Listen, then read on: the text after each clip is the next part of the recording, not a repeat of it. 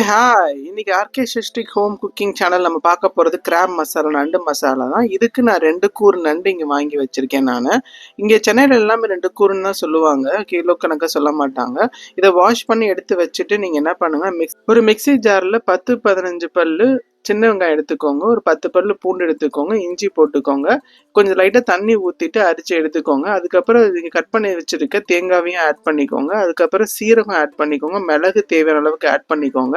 இப்போ நல்லா இதை வந்து குறைன்னு அரைச்சிக்கோங்க, தண்ணியாக அரைக்கக்கூடாது. ஸோ இப்போ நமக்கு மசாலா ரெடி ஆயிடுச்சு. இப்போ ஒரு பேன் வச்சுட்டு அதில் வந்து குக்கிங் ஆயில் ஊற்றிட்டு சோம்பு போட்டுக்கோங்க, கருவேப்பிலை போட்டுக்கோங்க. இப்போ நம்ம கழுவி வச்சுருக்கோம் இல்லையா நண்டு, அதையும் இதில் போட்டு நல்லா வதக்கி விடுங்க. இதை வதக்கும் போதே பார்த்தீங்கன்னா நல்ல ஒரு ஸ்மெல் உங்களுக்கு சூப்பராக இருக்கும் உங்களுக்கு. அதே மாதிரி இந்த கலர் வந்து பார்த்தீங்கன்னா ஒரு மாதிரி ஆரஞ்சு கலராக வரும் உங்களுக்கு. இந்த டைமில் நீங்கள் என்ன பண்ணுறது, ஒரு 2-3 தக்காளி தாமோசா ஸ்டைலில் வந்து நல்லா கோவமாக பிழிஞ்சு விடுங்க. நீங்கள் கட் பண்ணுறதோட இந்த மாதிரி நீங்கள் பிழிஞ்சு விடும் போது நல்லா டேஸ்ட் நல்லா இருந்திருக்கு. உங்கள் டேஸ்ட்க்கு ஏற்ற மாதிரி 2-2.5 தக்காளியோ நீங்கள் இந்த மாதிரி ஆட் பண்ணிக்கோங்க. இப்போ நல்லா கிளறி விடுங்க. தக்காளி நல்லா பிளெண்ட் ஆகி கொஞ்சம் நல்லா தண்ணி விடும் உங்களுக்கு. இந்த டைமில் இஞ்சி பூண்டு பேஸ்ட்டு கொஞ்சம் தேவையான அளவுக்கு ஆட் பண்ணிவிட்டு மலைச்சாரல் மாதிரி நீங்கள் வந்து என்ன பண்ணுங்கன்னா மஞ்சத்தூள், மிளகாத்தூள், மல்லித்தூள் இது வந்து தேவையான உங்கள் காரத்துக்கு ஏற்ற மாதிரி ஆட் பண்ணிக்கோங்க.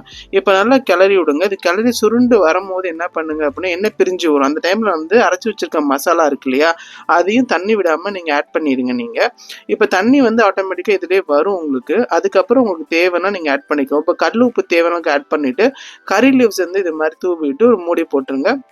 ஒரு 5-10 நிமிஷம் நல்லா நீங்கள் மூடி போட்டு எடுத்தீங்க அப்படின்னா கிரேவி ரெடி ஆயிடும் உங்களுக்கு. உங்கள் கன்சிஸ்டன்சிக்கு ஏற்ற மாதிரி நீங்கள் வந்து ட்ரையாவோ செமியாவோ நீங்கள் வச்சுக்கலாம். நீங்கள் ரைஸு கூட நீங்கள் சாப்பிட்டீங்கன்னா செம்ம டேஸ்ட்டாக இருக்கும். எஸ்பெஷலி இந்த ரச சாதத்துக்கு இது நீங்கள் வந்து தொட்டு சாப்பிடும் போது வேறு லெவலாக இருக்கும் உங்களுக்கு. நீங்கள் இந்த செமி கிரேவியை வந்து நீங்கள் வந்து சப்பாத்திக்கோ தோசைக்கோ வச்சு சாப்பிட்டீங்கன்னா செம்ம டேஸ்ட்டாக இருக்கும். பாருங்கள், நான் வந்து ஃபுல் ட்ரையாக தான் பண்ணேன். நான் ரசத்துக்கு செம்ம டேஸ்ட்டாக இருந்துச்சு உங்களுக்கு. இது எப்போவுமே வந்து பார்த்தீங்கன்னா நான் பிஃபோர் ஃபுட்டே சாப்பிட்ருவேன். நான் அதுக்கு ஃபுட்டோட சாப்பிட மாட்டேன், ஏன்னா கையில் இப்போ எடுத்து பண்ணுறது ரொம்ப நம்ம கஷ்டமாக இருக்கும் இல்லையா. இப்போ இது சர்வ் பண்ணுறதுக்கு ரெடி ஆயிடுச்சு. இது மாதிரி நிறைய அப்கமிங் வீடியோஸ் நான் வந்து அப்லோட் பண்ண போகிறேன். அதுக்கு என்னோட சேனலை வந்து சப்ஸ்கிரைப் பண்ணி லைக் பண்ணி கமெண்ட் பண்ணுங்கள் ஃப்ரெண்ட்ஸ். பெல் சிம்பிளை கிளிக் பண்ணி ஆல்னு கொடுத்துக்கோங்க. அப்போ தான் நான் பண்ணுற எல்லா வீடியோஸும் உங்களுக்கு இன்ஸ்டண்ட்டாக உங்களுக்கு கிடைக்கும் உங்களுக்கு. பாய்.